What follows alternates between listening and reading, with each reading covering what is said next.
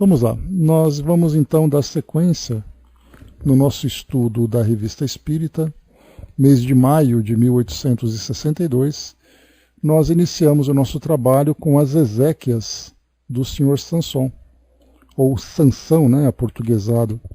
Esse aqui é o primeiro artigo dessa edição de 62, e aqui só fazendo uma introdução para a gente contextualizar aqui o nosso estudo, Ezequias do Sr. Sanson, membro da Sociedade Espírita de Paris. Então, Kardec publicou a seguinte comunicação dele, né? Um dos nossos colegas, o Sr. Sanson, faleceu em 21 de abril de 1862, depois de mais de um ano de cruéis sofrimentos. Prevendo a morte, enviara uma carta à Sociedade datada de 27 de agosto de 1860, da qual extraímos a seguinte passagem. Então vejam, né? A carta foi de agosto de 60. 2 anos depois, quase 2 anos depois, em abril de 62, foi quando ele desencarnou. Então eram daqueles espíritas bastante entusiasmados, né, com a possibilidade de não apenas vivenciar a doutrina espírita, mas também oferecer alguma contribuição. E nesse caso, simplesmente a contribuição dele era ser evocado após a sua desencarnação. Bom dia, mami. Então ele coloca a seguinte carta aqui, vou ler só um trechinho dela, para a gente poder dar sequência. Caro e distinto presidente, em caso de surpresa pela desagregação da minha alma e de meu corpo, tenho a honra de vos lembrar um pedido feito há cerca de 1 ano, o de evocar o meu espírito o mais imediatamente possível e tantas vezes quanto julgardes conveniente, a fim de que, membro inútil de nossa sociedade, durante a minha presença na Terra, possa servir-lhe em alguma coisa no além-túmulo, dando-lhe os meios de estudar, nessas evocações, fase por fase, as diversas circunstâncias que se seguem ao que o vulgo chama a morte, mas que para nós espíritas não passa de uma transformação, segundo as vistas impenetráveis de Deus, mas sempre útil ao fim a que se propõe. Depois ele vai colocando aqui, né, algumas considerações, que ele coloca bem interessante, né?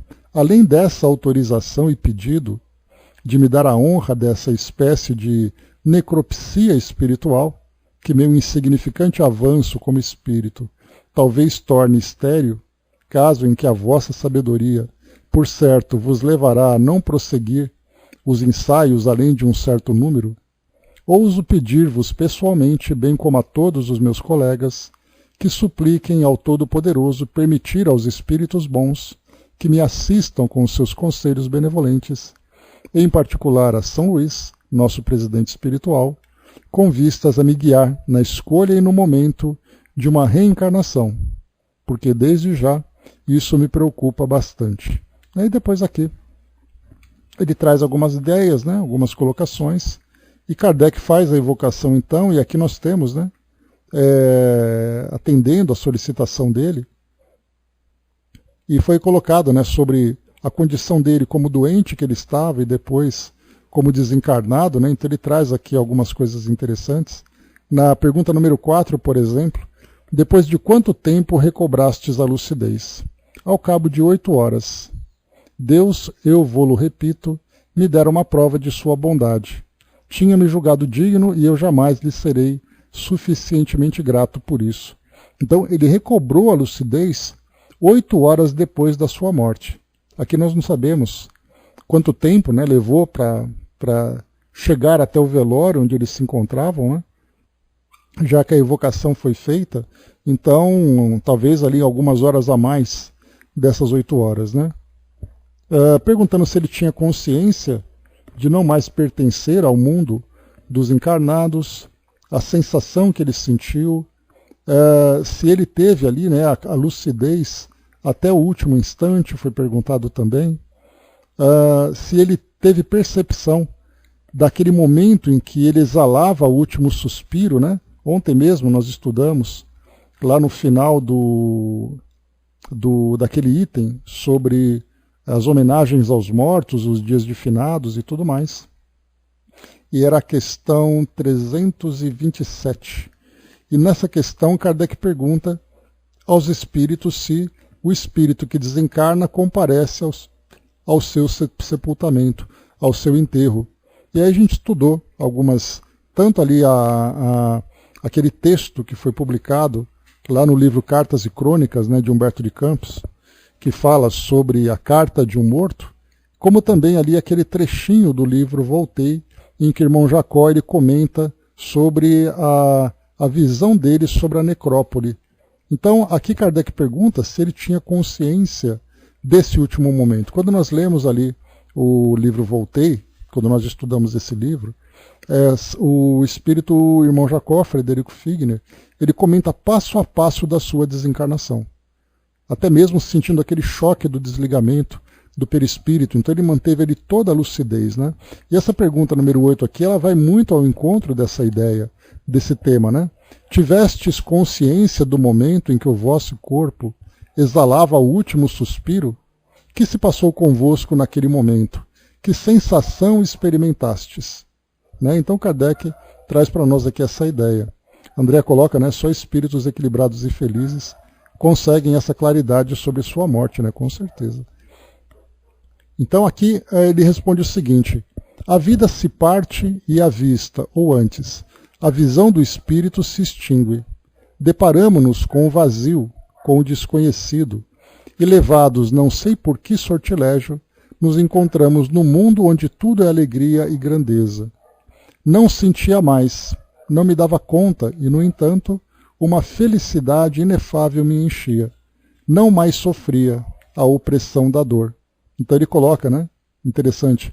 Levados não sei por que sortilégio, nos encontramos num mundo onde tudo é alegria e grandeza. E aqui a gente vai perceber o contraste com outras comunicações que nós já recebemos aqui, que de livros que nós estudamos. Os espíritos, quando eles despertam no mundo espiritual, encontram um ambiente extremamente tormentoso, pavoroso muitas vezes até. E aqui no caso que ele coloca, ele não sabe por que sortilégio, se encontra no mundo onde tudo é alegria e grandeza. E isso, claro, é consequência exatamente da evolução do espírito, da forma como ele viveu a sua experiência terrena, fazendo com que a sua desencarnação o levasse a esse estado de tranquilidade, de alegria e de essa sensação de leveza, né? Se nós pegarmos, por exemplo, o livro Memórias de um Suicida, em que Camilo Cândido Botelho conta o seu despertar no mundo espiritual, naquele ambiente lodoso, fétido, em que ele ia tateando porque ele não enxergava, e ele sentia que ele estava tateando túmulos no cemitério, olha só a diferença de um para outro, né? Então ele vai colocando exatamente essa descrição da sua experiência. Ele vai avançando, depois aqui no final ele traz alguma comunicação. Kardec depois ele faz um comentário a respeito, faz um discurso, na verdade, né? Está aqui o discurso do Sr. Allan Kardec no enterro do Sr. Sanson. Depois aqui no final tem algo curioso também que nós vimos.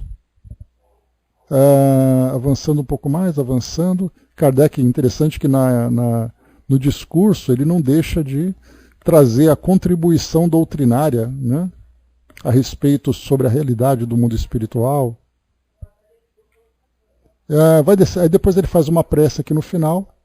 E aí tem algo interessante que a gente acaba percebendo também aqui, é que no meio dessas preces, no meio dessa leitura, desse discurso que foi feito, um espírito se manifestou espontaneamente. O espírito, deixa eu pegar aqui,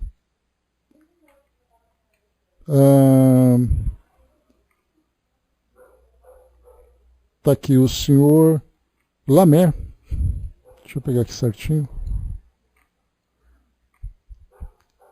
Está aqui, ó. Depois da cerimônia, alguns membros da sociedade se reuniram e receberam espontaneamente a seguinte comunicação, que estavam longe de esperar. Aí um espírito, né? Chamo-me Bernardo e vivi em 96. Aqui eles não sabem se foi 1796 ou antes disso, né? E ele chama-se em Passy, viveu em Passy, então um vilarejo. Eu era um pobre coitado, ensinava, e só Deus sabe os dissabores que tive que suportar. E aqui então ele coloca, eu vim aqui, eu vos ouvi falar hoje. Vossas preces me sensibilizaram profundamente. Acompanhastes um bom e digno espírito, e tudo quanto dissestes e fizestes me comoveu. Eu estava em numerosa companhia, e em comum oramos por todos vós, pelo futuro de vossas santas crenças. Né? Então o espírito veio e trouxe espontaneamente essa comunicação, e ele era simplesmente um espírito que estava ali, acompanhando, observando toda aquela movimentação em torno, né, da desencarnação do senhor Sanson. Bom dia, embaixador. Então, enfim, terminando aqui a prece, né, ou melhor, terminando aqui o discurso de Kardec e tudo mais, o senhor Sanson fez uma prece final aqui também em mensagem, em psicografia, quando ele coloca, né, ou melhor, o próprio Kardec, né, fez aqui a prece, né, até a vista, pois, caro senhor Sanson, que possais fruir no mundo em que vos encontrais agora, a felicidade que mereceis, e vir estender-nos a mão quando chegar a nossa vez de nele entrar. Permiti-me, senhores, pronunciar uma curta prece sobre essa tumba antes que ela seja fechada. E aí depois ele faz aqui a prece. Bom dia, Dudu. Faz aqui essa prece final. E aqui, então, terminada a prece, isso aqui foi no dia 21 de... 21? Deixa eu ver, foi 21. Só um instantinho. Foi aqui as Ezequias. Faleceu em 21 de abril. E aí eles fizeram então a evocação dele. Deixa eu pegar aqui a data certinha. Não coloca exatamente aqui o dia da comunicação. Mas era que foi de imediato, né? Deixa eu pegar aqui. Para correspondermos ao desejo do nosso colega de ser evocado o mais cedo possível, fomos à Câmara Ardente com alguns membros da sociedade e em presença do corpo, estabeleceu-se a conversa que se segue. Provavelmente no dia seguinte, né? Aí nós vimos aqui, então vamos aqui agora para a próxima, lá no mês de junho de 1862. Aí a gente vai direto, então, saltando aqui o mês, depois a gente volta para a sequência, só para a gente poder continuar acompanhando aqui as comunicações do Sr. Sanson. Então, conversas familiares de além-túmulo do mês de junho de 1862. Sr. Sanson. Sociedade Espírita de Paris, 25 de abril de 1862, o médium Sr. Lamarrie, segunda conversa, aí ele faz uma referência ao mês de maio de 62. Então, o Sr. Sanson desencarnou no dia 21, algumas horas depois ele então fez ali trouxe a primeira comunicação, e aqui 4 dias depois da sua desencarnação, vem a segunda mensagem, depois nós vamos ter uma terceira ainda. Então ele começa assim, evocação. Meus amigos, estou junto a vós. Estamos muito felizes pela conversa que tivemos convosco no dia do vosso enterro, e já que o permitis, teremos o prazer de a completar para a nossa instrução. Estou pronto, feliz por pensardes em mim. Tudo quanto possa esclarecer-nos sobre a situação do mundo invisível e nos fazer compreendê-lo é um grande ensinamento, porquanto é a falsa ideia que dele se faz que geralmente conduz à incredulidade. Não vos surpreendais, pois, com as nossas perguntas que poderemos vos dirigir. Não me admirarei e atenderei às vossas perguntas. Então Kardec já apresentava aqui como proposta fazer aquelas perguntas bem básicas, né? Lembrando que não era apenas... Essa era uma das questões essenciais de Kardec, né? Ele poderia fazer perguntas muito mais voltadas para o interesse, curiosidade pessoal da sociedade, mas a preocupação que ele tinha era fazer com que o público tivesse também esse entendimento. Por isso ele era muito cuidadoso nas perguntas, na sequência das questões que eram elaboradas e depois apresentadas, para que pudesse fazer com que o público construísse um raciocínio. Porque se ele fizesse perguntas essencialmente técnicas, ele simplesmente ignoraria aqueles que não conhecem as bases da doutrina. Então, por isso, ele sempre colocava perguntas das mais simples, muitas vezes que parecessem das mais óbvias, né? Na verdade, ela tinha como objetivo estender esse conhecimento a todas as pessoas nos seus mais variados graus de conhecimento. Então vamos lá, números 4. Descrevestes com luminosa clareza a passagem da vida à morte. Dissestes que no momento em que o corpo exala o último suspiro, a vida se parte e a visão do espírito se extingue. Tal momento é acompanhado por uma sensação penosa, dolorosa. Então o Sr. Sanson disse que no momento em que dá aquele último suspiro, o espírito simplesmente perde a visão, né? Ou seja, é como se ele ficasse naquele período de inconsciência momentânea, inconsciência temporária.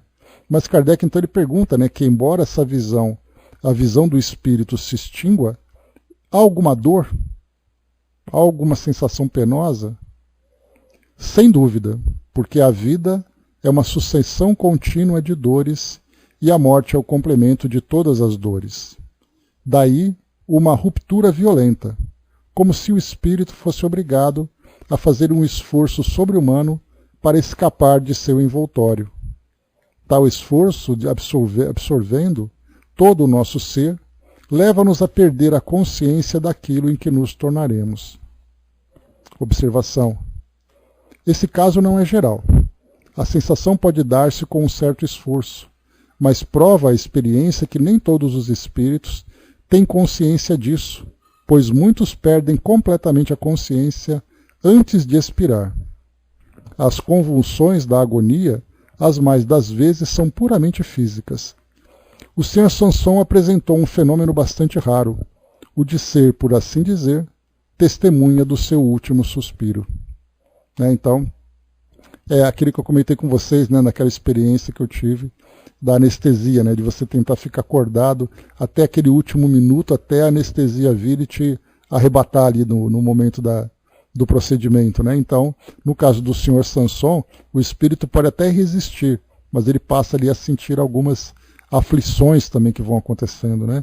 E é claro, o mais importante também é o suporte que o espírito então recebe para poder ter ali o equilíbrio necessário, já que, como a gente viu, né, esse processo, ele meio que foi programado, né, tanto por parte do Sr. Sanson, como Kardec também já tinha isso preparado, para que quando ele desencarnasse, essa entrevista fosse feita, e certamente ele também contou com os espíritos que estavam próximos para ajudar no fortalecimento e no equilíbrio do espírito, assim como aconteceu com o senhor, com o espírito irmão Jacó.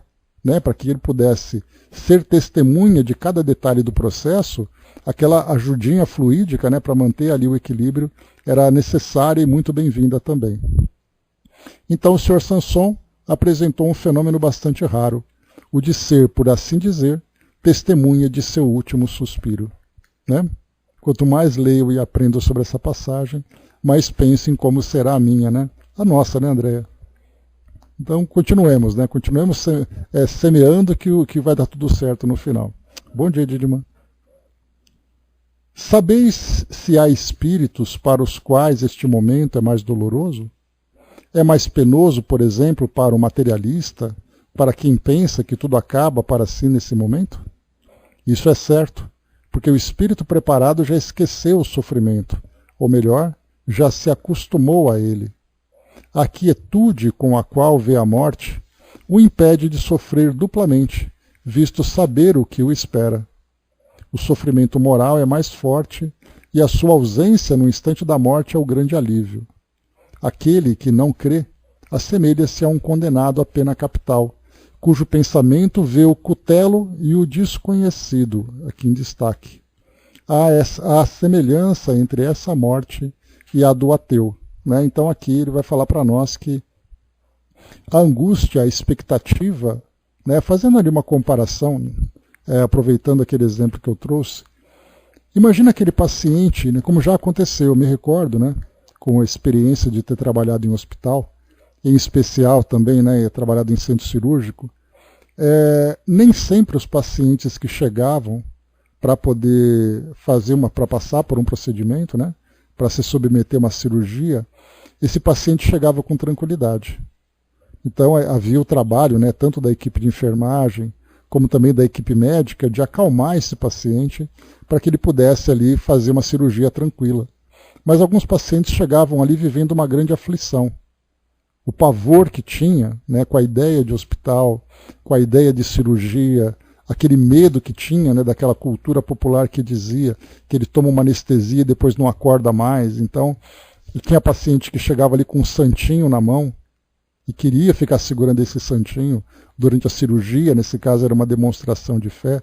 Mas imaginemos esse paciente agitado que chega, naquela angústia, né, os médicos ali procurando, terço também, Andréa, né? Então, aquele paciente que chega angustiado e os médicos ali tentando encontrar a veinha dele para poder injetar a medicação, injetar ali o anestésico, para que ele pudesse acalmar, e ele ficando agitado, apavorado, até o momento em que ele apaga. Esse momento prévio dele, esse temor que ele sente, certamente ele acaba sendo potencializado, porque o espírito, o indivíduo vai então, o paciente, ele vai então adormecer, ele vai perder a consciência naquele momento, e vai acordar depois, algumas horas depois do procedimento, e vai se restabelecer ali, né, seguir ali a sua jornada de recuperação, né?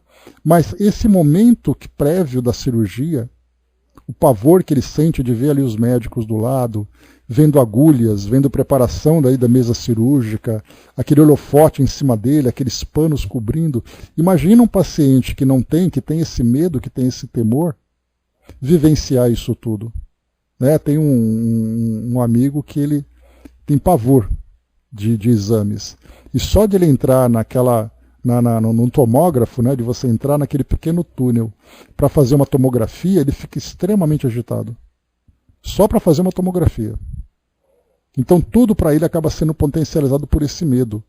Quando nós falamos então, você sai da mesa cirúrgica, sai da ideia do hospital e fala sobre a morte, aquele indivíduo, né, que se encontra no limiar da transição, né, da vida física para a vida espiritual, e ele leva todas as suas incertezas, todas as suas angústias, a culpa que vai tomando, os medos que vão abatendo, isso acaba virando ali uma avalanche de sentimentos tormentosos que vão fazer com que ele chegue no mundo espiritual extremamente perturbado. Feliz dele se ele chegar inconsciente. Porque se ele não chegar inconsciente, ele vai ver ali um mundo de terror que ele próprio criou, não necessariamente pelos seus valores. A gente não fala de um espírito inferior, ou de um espírito que tem ali que teve uma vida sensualista, uma vida problemática, é simplesmente aquele que tem medo. E esse medo acaba prejudicando a sua tranquilidade no mundo espiritual. André colocou, né, o pavor da morte, né? Pensa, né, será que eu vou para o inferno?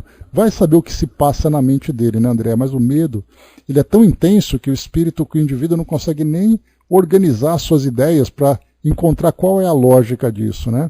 A Mari colocou, né, acho que isso pode ser traumas de vidas passadas, pode ser também. Né? A gente nunca sabe qual é a origem dos nossos medos, né? Mas o que foca para nós ali é exatamente que esse medo, ele acaba se transferindo também para o mundo espiritual. E aí o espírito, quando ele chega no mundo espiritual, ele acaba, essa angústia que ele coloca, que ele cria, que ele cultiva nesse momento final, acaba repercutindo na sua chegada, digamos assim, ao mundo espiritual, e depois ele leva um tempo para poder se recuperar. E é aí então que muitos espíritos, e quando esse indivíduo tem esse merecimento, faz com que ele então perca a consciência antes da desencarnação em si, para que ele possa despertar no mundo espiritual depois do processo ter acontecido. Então esse é um dos recursos, né, que os espíritos utilizam para aqueles, né, que recebem ali a assistência naquele momento final da vida física.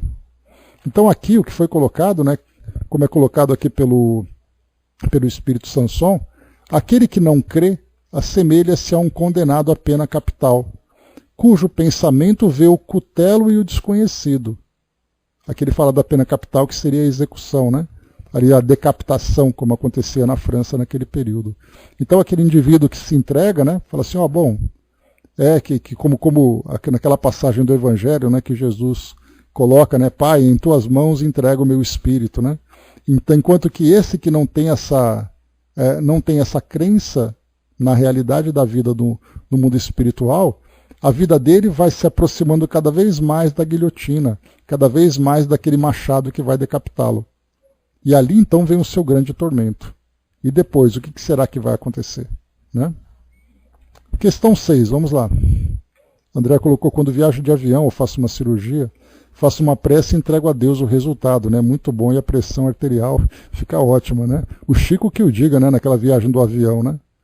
Porque por mais tranquilo que ele tivesse quando ele embarcou, certamente ali o medo daquela chacoalhada mudou completamente ali a sua psicosfera, né? Questão número 6.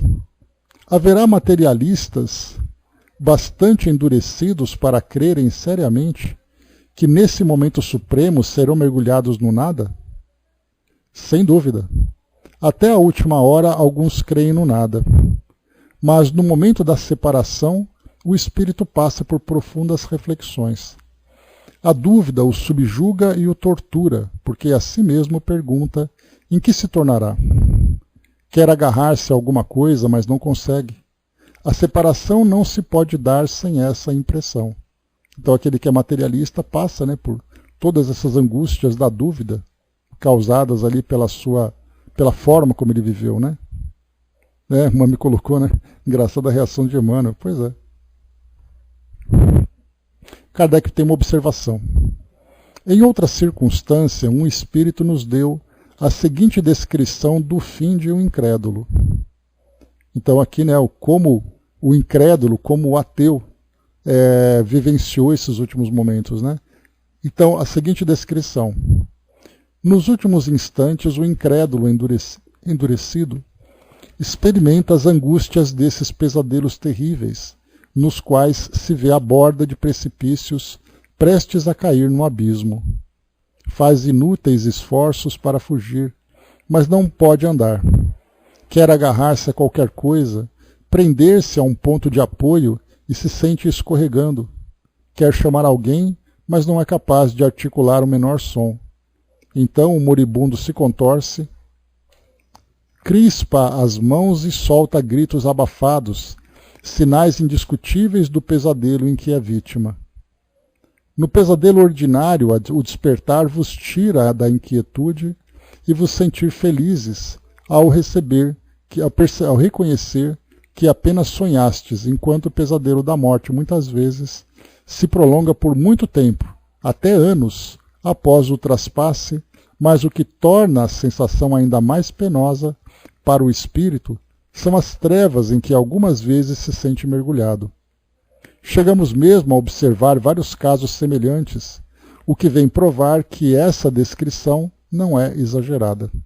Então aqui, Kardec menciona sobre esses detalhes que são observados aqui para esses espíritos. 7.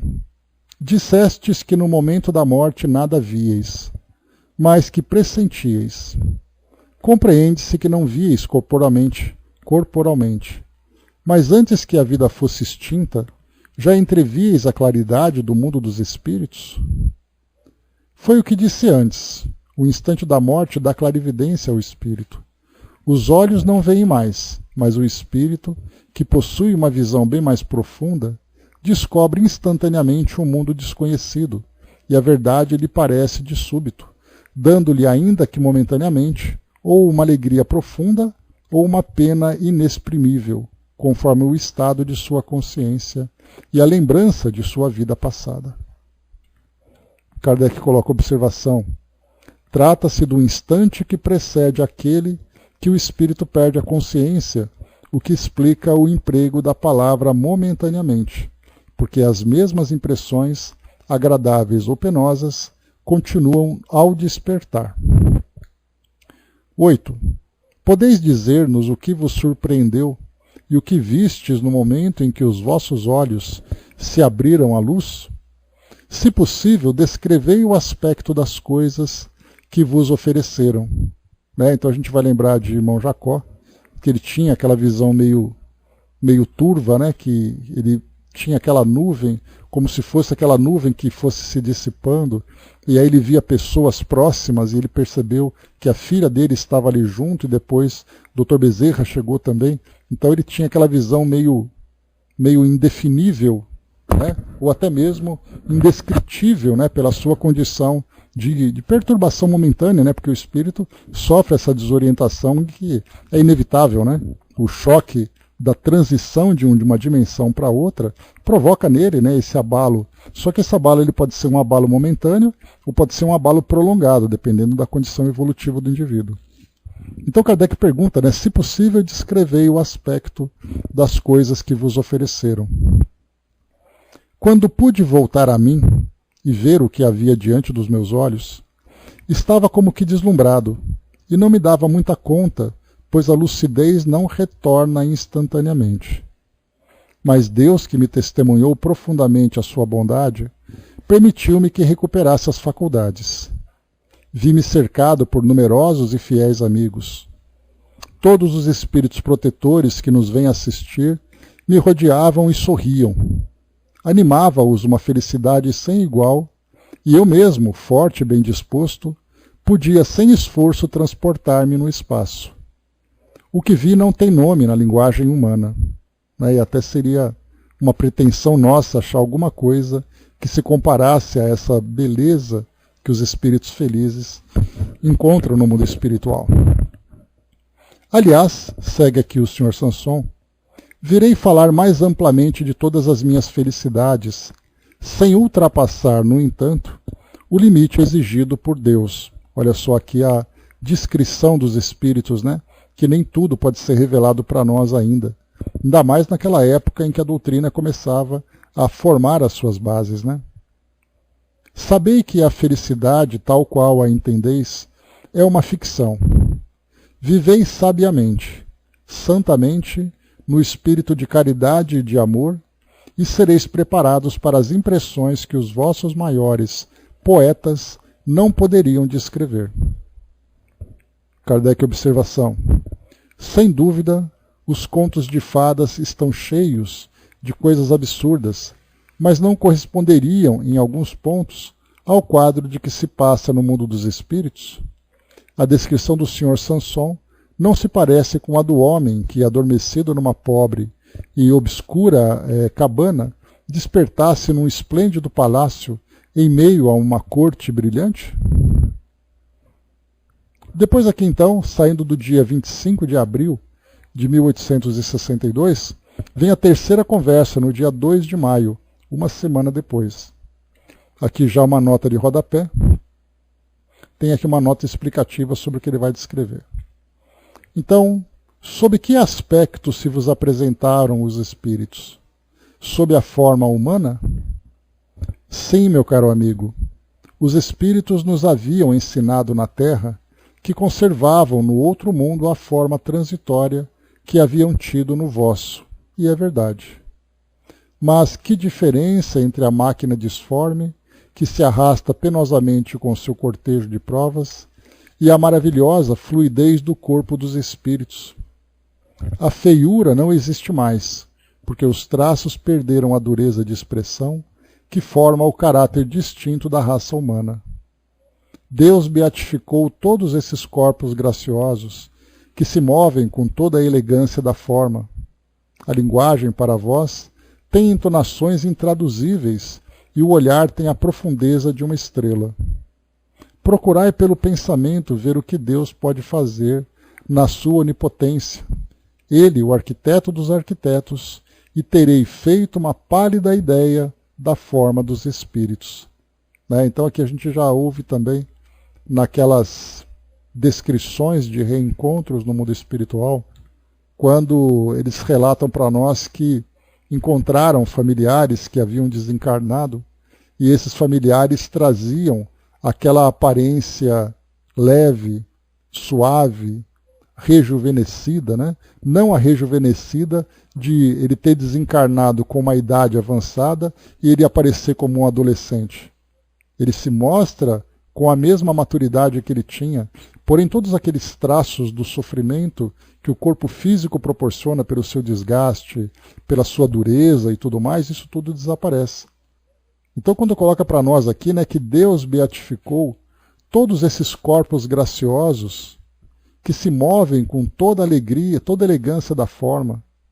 A linguagem, para vós, tem entonações intraduzíveis e o olhar tem a profundeza de uma estrela. Procurai pelo pensamento ver o que Deus pode fazer na sua onipotência, ele, o arquiteto dos arquitetos, e terei feito uma pálida ideia da forma dos espíritos. Né? Claro que hoje, talvez nós, dessa geração mais atual, pelo fato da gente ter o cinema, da gente ter as artes gráficas, né? A gente pode imaginar a beleza, né? Por exemplo, nos filmes, eles selecionam aqueles espíritos que são aqueles atores, né? Que são muito bonitos e são bem maquiados, que são bem produzidos. Então a gente consegue, né? O próprio Nosso Lar, por exemplo, quando a gente assiste, a gente vê ali todos os atores, os personagens vestidos com esse ou com aquele estilo, a gente começa a fazer com que o nosso pensamento alcance, né, esse estágio mais elevado dessa beleza no mundo espiritual. Mas aqui o que o Sr. Sanson coloca, que mesmo que nós nos esforcemos para tentar fazer uma comparação e reproduzir aqui no mundo físico aquilo que se vê no mundo espiritual, nessas esferas mais elevadas, ainda assim seria uma pálida ideia da forma dos espíritos e da realidade que eles vivenciam. Tanto que não são raras as vezes em que os espíritos dizem que não existem palavras no nosso vocabulário que sejam suficientes ou adequadas para descrever essa realidade que existe no mundo espiritual. Tanto na parte da beleza, como também na parte dos ambientes inferiores, onde tanto sofrimento acaba sendo encontrado. 10. Para vós, como vedes? Reconhecei-vos com forma limitada, circunscrita, posto que fluídica? Sentis a cabeça, o tronco, os braços e as pernas? Tendo conservado a forma humana, mas divinizada, idealizada, o espírito tem, incontestavelmente, todos os membros de que falais. Sinto perfeitamente as pernas e os dedos, porque podemos, à vontade, vos aparecer e apertar vossa mão. Estou junto de vós, e apertei a mão de todos os meus amigos, sem que disso tivessem tido consciência, porque nossa fluidez pode estar em toda parte, sem obstruir o espaço, sem causar nenhuma sensação, se for esse o nosso desejo. Nesse momento tendes as mãos cruzadas, e as minhas estão nas vossas. Digo a vós outros, eu vos amo, mas meu corpo não ocupa lugar. A luz o atravessa e o que chamaríeis de milagre, caso se tornasse visível, para os espíritos é uma ação ininterrupta. E ele segue.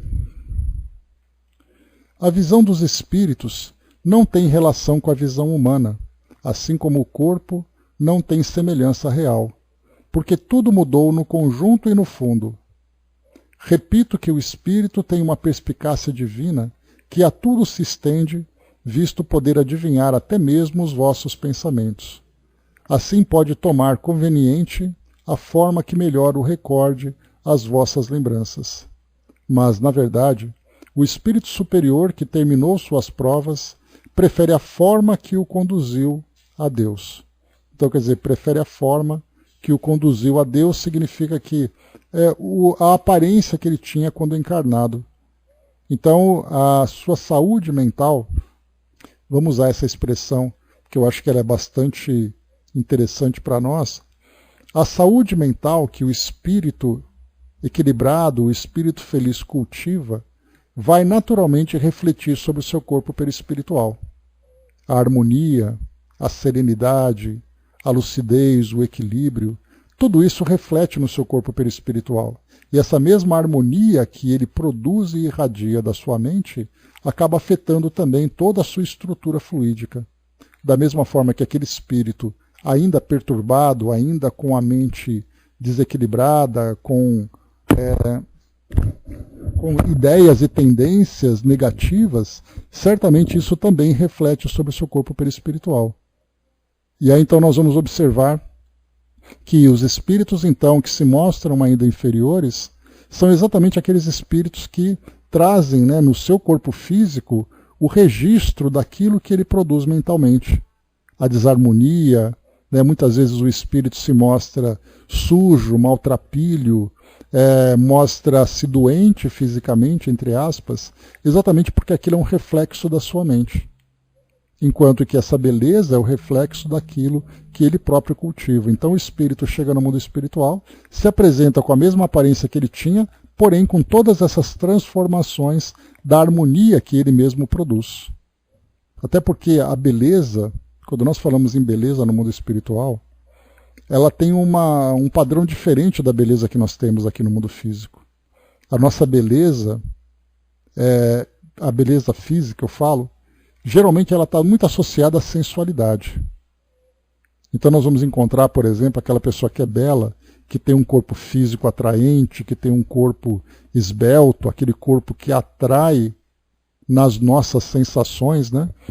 E nos nossos instintos, são aparências provocantes que nós temos hoje, né? E no mundo espiritual é diferente.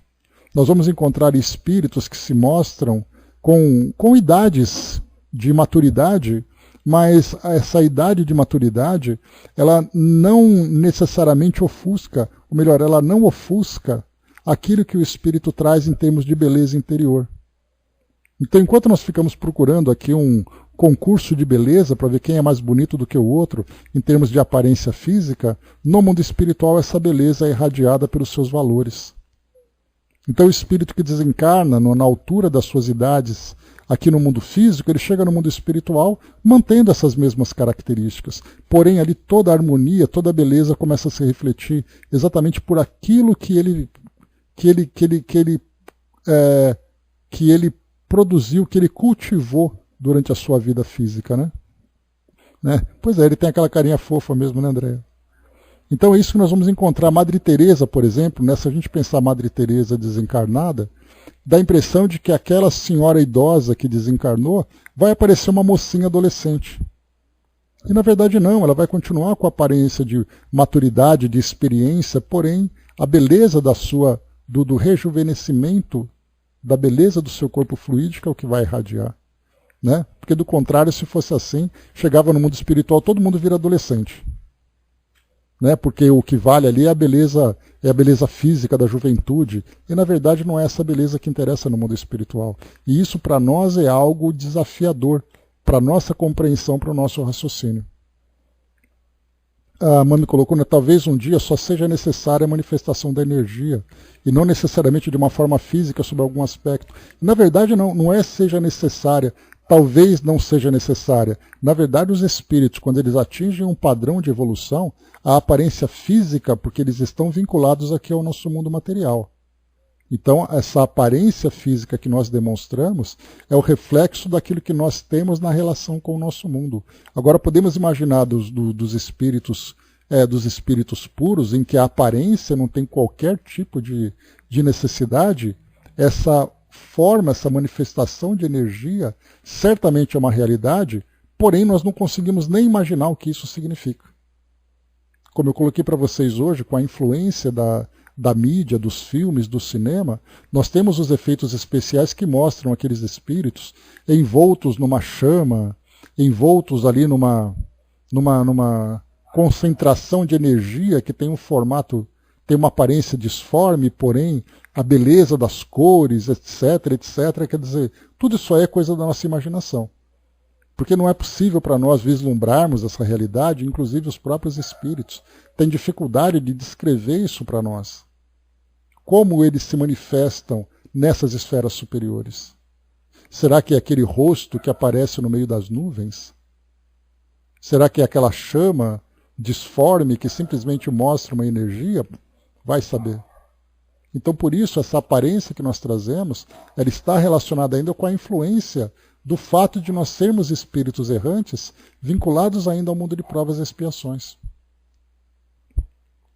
André Luiz descreve um ser lindo como alguém luminoso, com aspecto pacificador, harmonioso, né? Então essa beleza que ele transmite, independentemente da sua aparência física, digamos assim.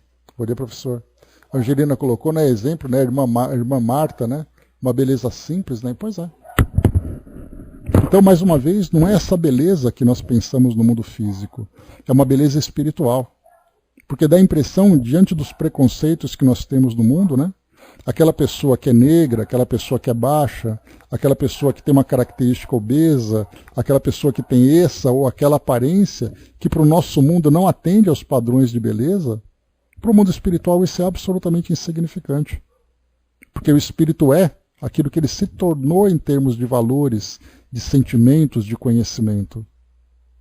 E não simplesmente assim, porque dá a impressão, se nós pegarmos, por exemplo, um país racista, só vai ter espírito ali com pele branca.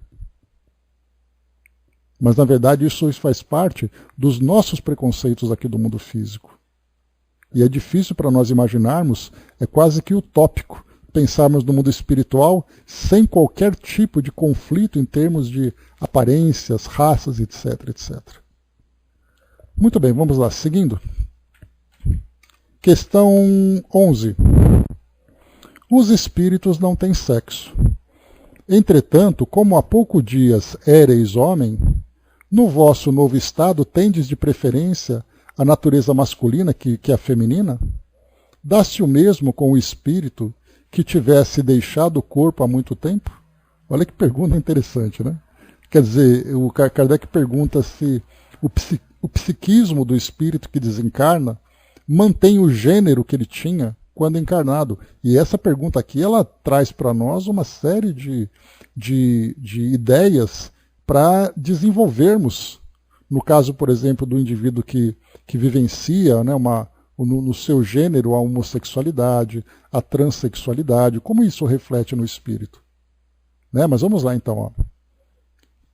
Como há poucos dias ereis homens, no vosso novo estado tendes de preferência a natureza masculina que a feminina? Dá-se o mesmo com o espírito que tivesse deixado o corpo há muito tempo? Não nos prendemos à natureza masculina ou feminina. Os espíritos não se reproduzem. Deus os criou por sua vontade. E se na sua visão maravilhosa quis que os espíritos reencarnassem na Terra, teve de estabelecer a reprodução das espécies para o macho e a fêmea. Mas pressentis, sem que haja necessidade de nenhuma explicação, que os espíritos não podem ter sexo. Kardec coloca uma observação extensa aqui. Extensa não, grandinha. Sempre foi dito que os espíritos não têm sexo. Os sexos só são necessários para a reprodução dos corpos.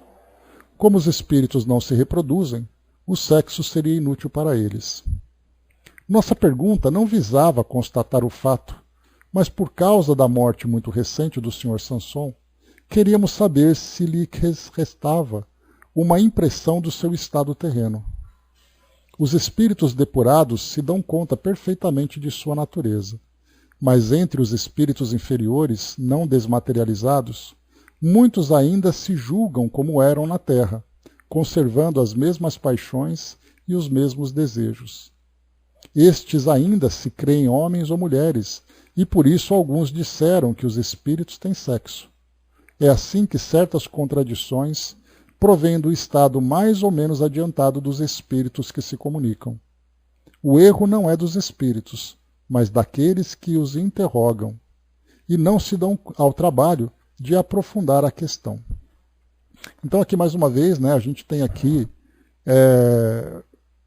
o que Kardec apresenta para nós, né, no trabalho que ele fez, em todas as suas pesquisas, como por exemplo nas suas tantas e tantas entrevistas que ele publicou no livro Céu e Inferno e aqui na Revista Espírita também, espíritos que se identificam pelo nome, se identificam pelo gênero e se identificam até mesmo pela sua cultura, pela sua nacionalidade.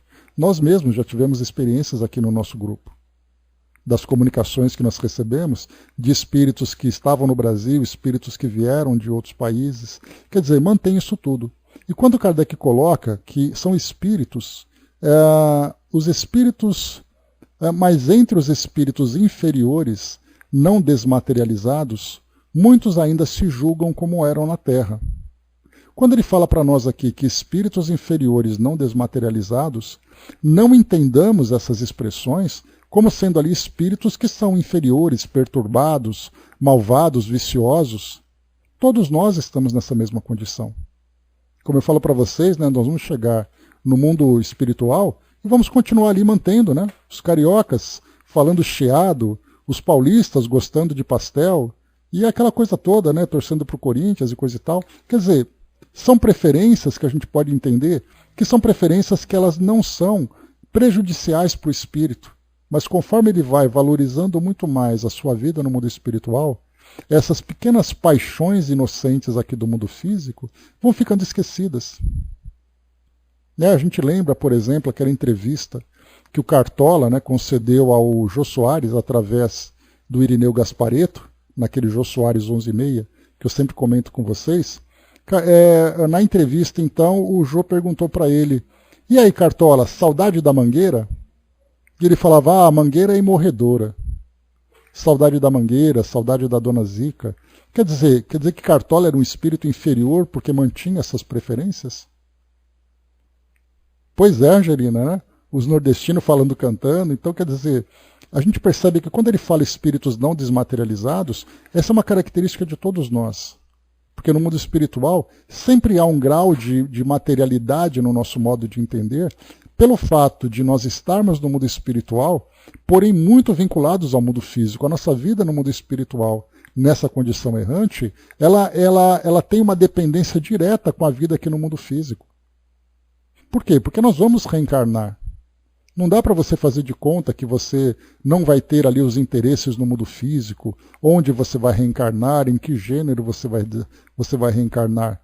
Só que o espírito ele consegue separar muito bem aquilo que é da sua real essência e daquilo que ele acredita ser uma verdade.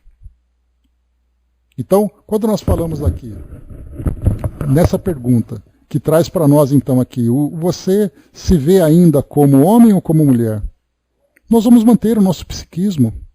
Nós ficamos condicionados a esse modo de pensar, a esse modo de ser, durante décadas.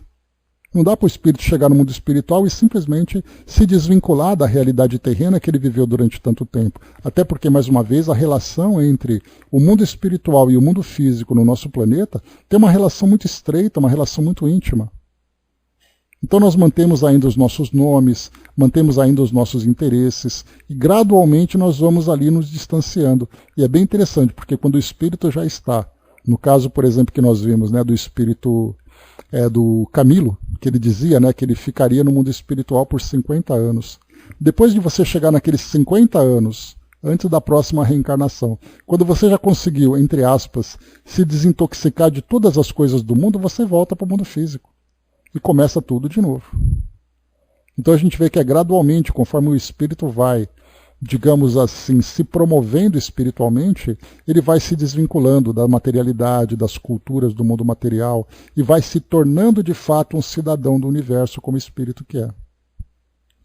O professor colocou, né, interessante o pensamento, né? Deus criou os espíritos indistintos, ou seja, nem macho nem fêmea, né? Como se propaga essa sexualidade? Né? Exatamente pela influência da matéria. Quando o espírito reencarna num corpo físico, primeiro ele tem um compromisso a viver aqui no mundo físico, e o seu gênero tem uma influência direta. Se ele vai, por exemplo, um espírito que vem com o compromisso da maternidade, ele sofre transformações profundas no seu psiquismo para ser mãe, para ser uma mulher, para ser mãe, para viver ali as influências do corpo físico e seus hormônios e todos os seus efeitos, a própria sociedade que o condiciona a determinado tipo de comportamento.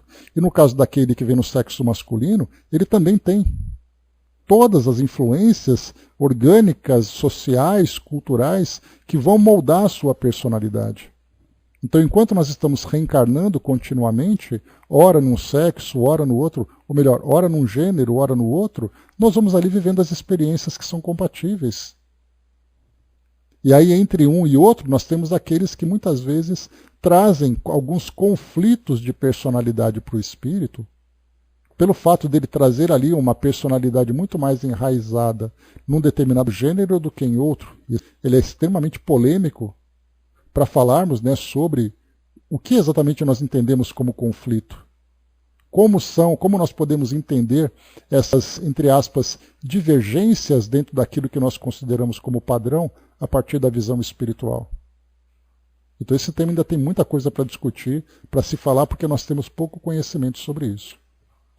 Andréa colocou, né, agora fiquei pensando nos transexuais, né, será que ficam em dúvida pelo gênero que nasceram ou na morte é outro? Né? Pois é, Andréa. Então nós temos aqui, né, alguns pontos importantes para a gente poder considerar nesse ponto, né, só um instantinho, pessoal. Né, e não são poucos, né, não são poucas as situações.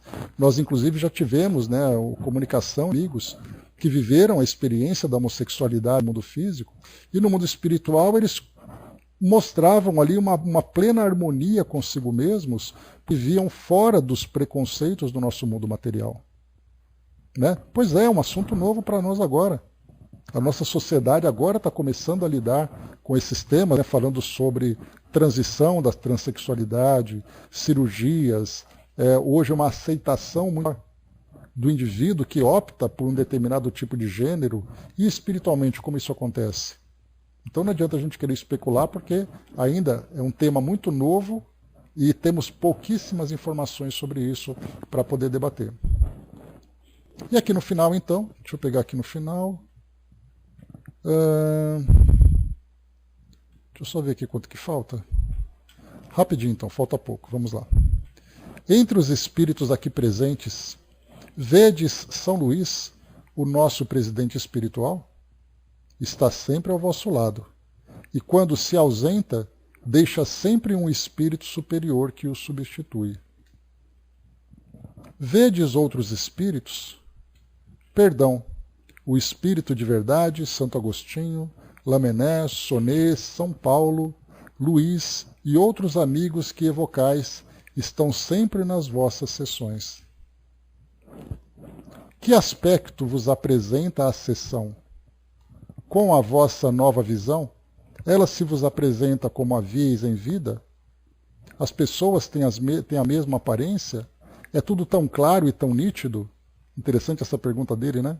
Porque ele coloca assim, quer dizer que o espírito, então, quando você olha, nós olhamos para o corpo pelos olhos físicos. As pessoas à nossa volta, nós temos a aparência que ele tem. E espiritualmente, a aparência é a mesma?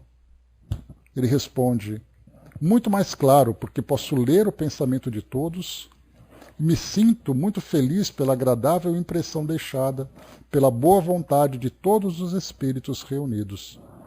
Desejo que o mesmo entendimento se faça não só em Paris, pela união de todos os grupos, mas também em toda a França, onde os grupos se separam e se invejam, impelidos por espíritos trapalhões, e que se comprazem na desordem, ao passo que o espiritismo deve ser o esquecimento completo, absoluto do eu. E para finalizar, vai com Deus, Mari. Para finalizar, dissestes que ledes o nosso pensamento. Poderíeis explicar como se opera essa transmissão? E isso não é fácil. Para vos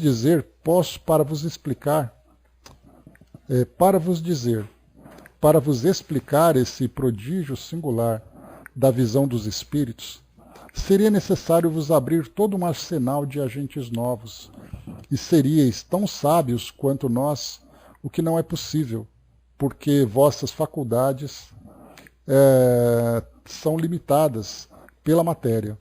Paciência. Né? Então, quer dizer, por enquanto, não é possível a gente ter essa compreensão, porque a influência da matéria nos limita a essa compreensão. Tornai-vos bons e chegareis. Não tendes atualmente senão o que Deus vos concede. Entretanto, com a esperança de progredir continuamente, mais tarde sereis como nós. Tratais, pois, de morrer, a fim de saber muito. A curiosidade, que é o estimulante do homem inteligente, vos conduz tranquilamente até a morte, reservando-vos a satisfação de todas as curiosidades passadas, presentes e futuras. Enquanto esperais,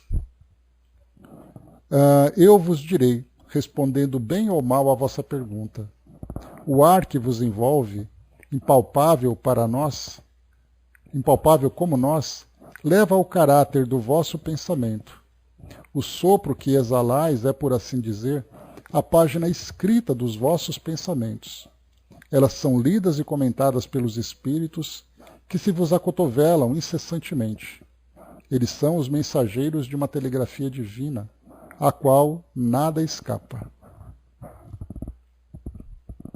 Vedes, meu caro Sr. Sanson, que utilizamos largamente a permissão que nos destes para fazer a vossa necropsia espiritual. Não abusaremos. De outra vez, se o quiserdes, faremos perguntas de outra ordem. E ele responde: sentir-me-ei sempre muito feliz por me tornar útil aos meus amigos, antigos colegas e ao meu digno presidente. E aqui termina, então, a nossa entrevista, né? Então, bem interessante como a gente viu. Hermes colocou lá em cima, né? Creio que o espírito encarnante, ou mais tarde reencarnante, deve, junto aos geneticistas espirituais, direcionar os gametas masculinos, femininos, para ter a sua experiência no plano físico, né? Pois é, Hermes, imagina, né, se a gente aprofundasse nesse assunto, falasse sobre a preparação psíquica, a preparação genética, a preparação social que o espírito terá no mundo físico, né, na sua reencarnação, como isso deve ser profundo e complexo, né, que nós nem imaginamos. Certamente deve ser um assunto muito interessante da gente analisar. A Mami colocou, né? Mas será que em outra era seria necessário vivermos essa questão da transexualidade? Ou é necessário nesses tempos somente, né? Na verdade, o que a gente vai encontrar, Mami, é que hoje existe uma possibilidade de um indivíduo exercer na sua personalidade, por favor, do espírito na atualidade, exercer o gênero da sua escolha. Mas a gente vai lembrar sempre... Aqui, ó, o fone.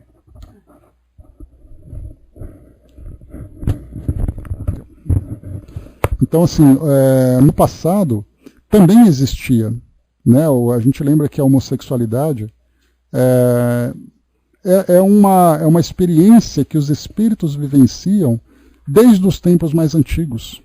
Só que conforme o tempo foi passando, a sociedade foi se transformando e permitindo que os espíritos tivessem a liberdade de expressão. Hoje nós temos cirurgias, hoje nós temos uma mudança no pensamento da sociedade. Ficou porque eu estava aqui com um probleminha de som. Então nós temos hoje uma sociedade diferente do que era antes.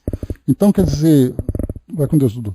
Então tudo isso vai modificando o nosso modo de pensar e também o nosso modo de nos comportarmos, né? O Hermes também colocou, né, a mudança que ocorre em que acarreta desvio do sexo deve-se à formação dos gametas, né? Pois é, mas ali isso é a parte genética, né? A gente também fala da parte espiritual, que era muito mais profunda, né? A Angelina colocou, né, assistiu um documentário sobre um homem que foi casado, teve 2 filhos e a esposa desencarnou. Ele passou a conviver com um amigo e os já jovens de hoje jovens, aceitaram numa boa, né? Ele com o companheiro adotaram uma menina, cuidaram com muito amor, né? Ele representa a mulher e o outro homem, né? Então, quer dizer, hoje nós temos, né, as experiências que cada um vai vivenciando, né? Agora, qual a repercussão que isso traz para o espírito, né? Não sabemos. Né? O que a gente lembra sempre é que o que mais importa para o espírito são os seus valores.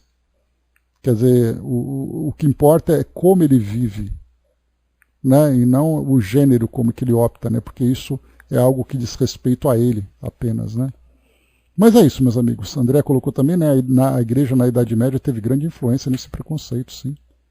Né? Não só a igreja na Idade Média, mas nós temos outras sociedades que não são cristãs, que são extremamente radicais com relação ao julgamento, né, do comportamento das pessoas.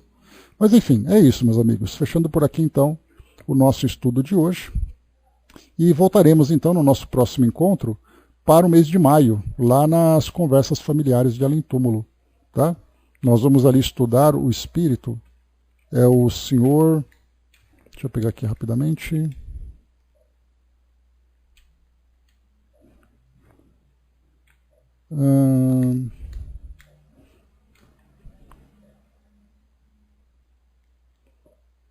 só um instantinho.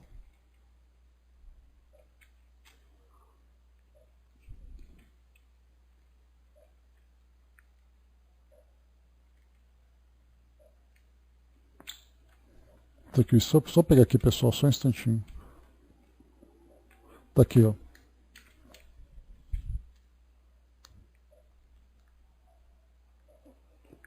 É o tema Conversas Familiares de Além Túmulo,